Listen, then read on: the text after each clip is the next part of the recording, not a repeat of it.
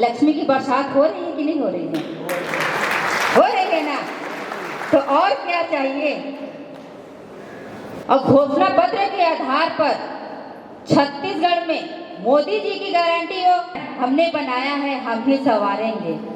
और निश्चित तौर पर मुझे आने वाले समय में आप सभी भारत माता की, भारतीय जनता पार्टी जिंदाबाद, भारतीय जनता पार्टी जिंदाबाद।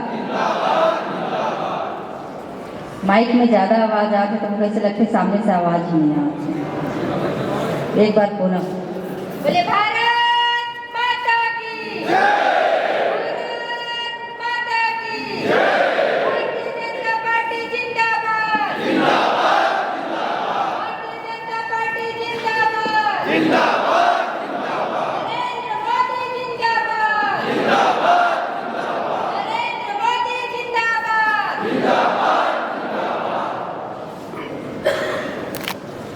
आज पिछड़ा वर्ग मोर्चा के सामाजिक सम्मेलन में उपस्थित हम सबके बीच में एक प्रत्याशी के रूप में भी सम्माननीय चिंतामणि महाराज जी जो लोकसभा के प्रत्याशी हैं, हम सबके बीच में उपस्थित सरगुजा के विधायक और हमार सबले बढ़िया भैया हसमुख भैया ऐसा सम्माननीय राजेश अग्रवाल जी, हम सबके मार्गदर्शक आदरणीय भैया लोंडरा विधानसभा के विधायक सम्माननीय प्रबोध मीन जी, यहाँ के जिला अध्यक्ष सम्माननीय ललन प्रताप सिंह जी, पूर्व प्रदेश अध्यक्ष भारतीय जनता पार्टी और हम सबके मार्गदर्शक कहना चाहिए आसपास के क्षेत्र के खूटा सम्माननीय अनिल सिंह मेजर जी, हम सबके बीच में उपस्थित महिला मोर्चा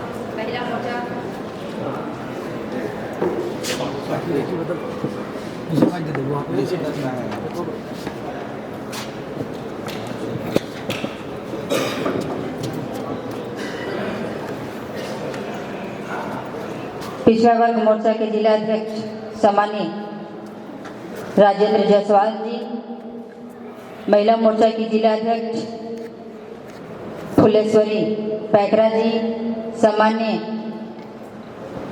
अरुणा सिंह जी, मंजूषा भगत जी, मुकेश भैया जी एवं समस्त मंचस्थ अतिथिगण, क्षमा चाहूंगी किसी का नाम नहीं ले पा रहे होंगे तो हमारे सम्मानीय मनोज भैया एवं समस्त मंचस्थ अतिथिगण और इस सम्मेलन में पहुंचे पिछड़ा वर्ग मोर्चा के समस्त आदरणीय भारतीय जनता पार्टी के कार्यकर्तागण, आप सभी को मैं चरण वंदन करती हूँ।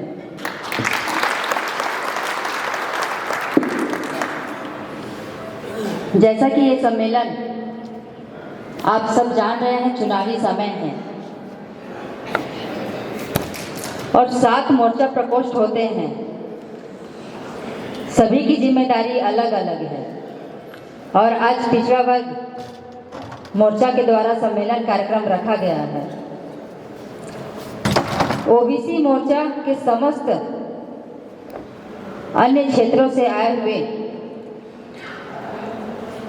यहाँ पे भारतीय जनता पार्टी के अनेक दायित्वों का निर्वहन कर रहे हैं। पूर्व वक्ताओं के द्वारा आप सभी को हमारे नरेंद्र मोदी जी के बारे में, हमारे सम्मानीय विष्णुदेव साय जी के बारे में बताए भी और आप सबको अवगत भी है। हम 2047 तक विकसित भारत बनाने का जो संकल्प लिए हैं, मुझे ऐसा लगता है छत्तीसगढ़ या अन्य जगहों पे भी 16 दिसंबर से विकसित भारत संकल्प यात्रा जो गांव-गांव में एक यात्रा, एक रथ के माध्यम से लोगों को जागरूक करने के लिए केंद्र सरकार की योजनाओं को घर घर तक पहुंचाने के लिए, अंतिम छोर के व्यक्ति तक पहुंचाने के लिए जो रथ निकाली गई थी, और वो रथ के माध्यम से हमारी भारतीय जनता पार्टी की छत्तीसगढ़ में सरकार बन चुकी थी। और सरकार बनने के बाद जहां जहां भी विकसित भारत संकल्प यात्रा का कार्यक्रम हुआ, वहां लोगों की भीड़, संख्या आप सब देखे भी होंगे, गए भी होंगे, और योजनाओं का लाभ जन जन तक कैसे पहुंचे उसको बताए भी होंगे। मैं मानती हूं कि हम जिस मोदी जी की गारंटी की बात करते हैं, मोदी जी की गारंटी पूरी नजर होते आ रही है, दिख रही है, लेकिन अब हम सबको संकल्प लेने की आवश्यकता है कि हम अपने बूथ जिताने की गारंटी मोदी जी को दे रहे हैं कि नहीं दे रहे हैं।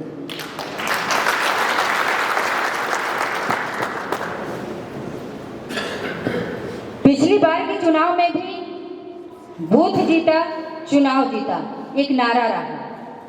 हम अपने बूथ में 100% वोट भारतीय जनता पार्टी के पक्ष में कैसे दिलाएं, और मुझे ऐसा लगता है कि छत्तीसगढ़ में भारतीय जनता पार्टी की सरकार बनने के बाद और केंद्र सरकार की योजनाएं, जो घोषणा पत्र हमारे छत्तीसगढ़ की रही, और घोषणा पत्र के आधार पर छत्तीसगढ़ में मोदी जी की गारंटी हो पूरे देश में जो चल रही है।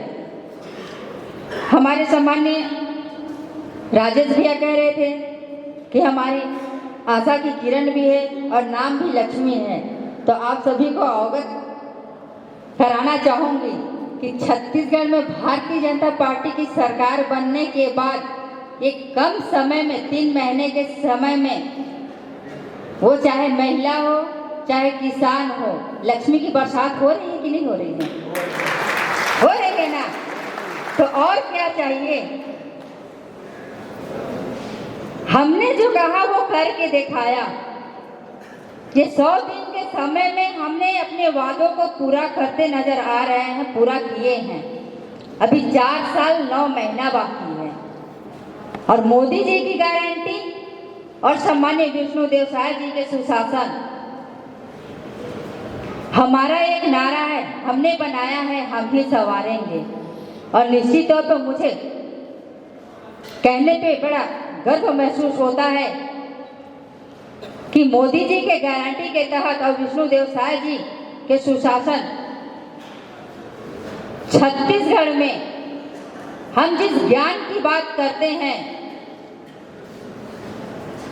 गरीब, युवा, अन्नदाता, नारी, सभी वर्गों को साथ में लेके चल रहे हैं उनके कल्याण के लिए।